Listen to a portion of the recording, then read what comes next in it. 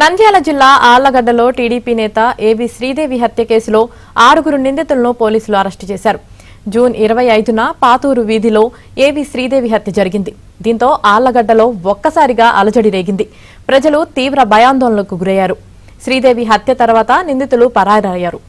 అయితే వీరిని ఆళ్లగడ్డలోని శిల్పకళా మందిరం దగ్గర అదుపులోకి తీసుకున్నట్లు పోలీసులు తెలిపారు.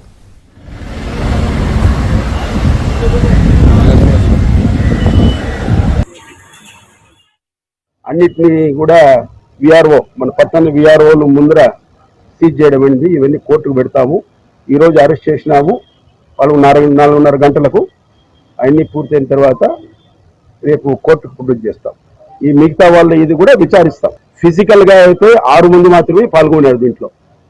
అది చూసిన వీడియో ద్వారా తెలుస్తుంది. చూసిన సాక్షులు ఉన్నారు. దీంట్లో చంద్రమోహన్ రెడ్డి భార్య కూడా డైరెక్ట్ విట్నెస్. చంద్రమోహన్ రెడ్డి భార్య ఆమె రెస్క్యూ కోసం వచ్చింది. ఆ రెస్క్యూ కోసం వచ్చినప్పుడు ఒక దెబ్బ చేయి పడితే చేయికి దెబ్బ గాయమైంది, ఎడమ చేయికి.